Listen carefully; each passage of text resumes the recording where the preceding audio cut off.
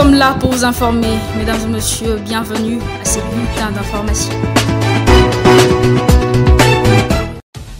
Puisque l'actualité l'exige, parlons politique dans ces bulletins d'information. Félix Tshisekedi est attendu ce mercredi à Libreville pour le sommet de chefs d'État et de gouvernement de la communauté économique des États de l'Afrique centrale. L'organisation internationale créée en 1983 censée aboutir à la création d'un marché commun en sera au 9e sommet du genre. Au total, 11 chefs d'État et de gouvernement sont attendus à ces rendez-vous qui marquent également le retour sur la scène internationale de Ali Bongo après son AVC. La participation à ces sommets entre dans la stratégie de Félix Tshisekedi qui se veut chantre du panafricanisme et de l'intégration sous-régionale. Place à la sécurité dans ces bulletins d'information. La justice militaire à Kananga annonce avoir mis la main sur Moubiayi Dowayo, chef milicien soupçonné d'être impliqué dans le meurtre de 39 policiers en mars 2017 dans la localité de Malengue, secteur de Kasai Kambayi, en territoire de Luembo.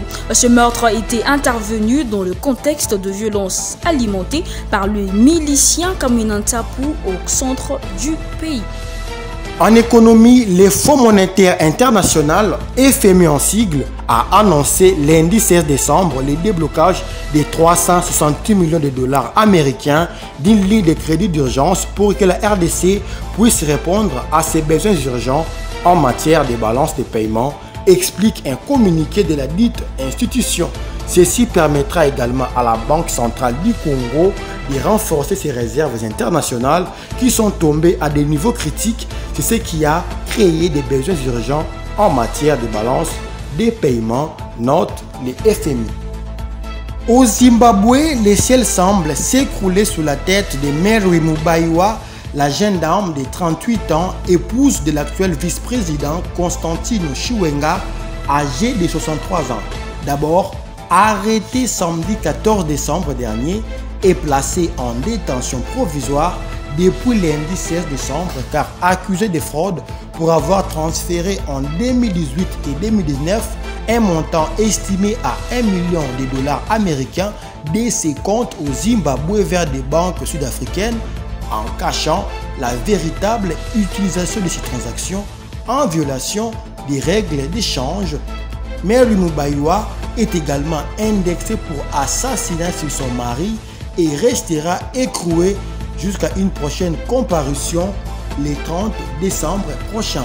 Mary Mubaiwa, ancienne mannequin, est accusée d'avoir retiré une perfusion du bras du général Chiwenga, à l'époque hospitalisé à Pretoria, la capitale sud-africaine. Une info sportive avant de terminer. Selon Damien Simbi, un cadre du TP Mazembe, Trésor Mputu a franchi la ligne rouge. Il a déclaré ses propos lors d'une interview accordée aux journalistes à Lubumbashi. Trésor Mputu, remplacé avant l'RDG face au Daring Club Motema Pembe lors du derby joué le dimanche 15 décembre 2019 dans le cadre de la Vodacom Ligue 1. Ce génie congolais a disjoncté jusqu'à aller montrer son mécontentement devant la tribune VIP du stade de Kamalondo où étaient assis les dirigeants du club, dont Moïse Katumbi. Aussitôt après la rencontre, la direction du club s'est réunie en urgence. En attendant, le numéro 8 a été provisoirement écarté du groupe.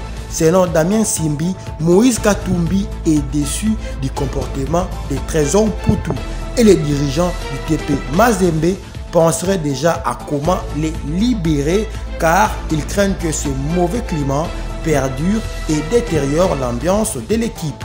Entre-temps, la première chose qu'Mputu peut faire, c'est de présenter ses excuses d'abord à Moïse Katumbi qu'il a nargué publiquement, dixit Damien Simbi. C'est toujours pour nous une joie de vous informer. Mesdames et messieurs, merci de nous avoir suivis.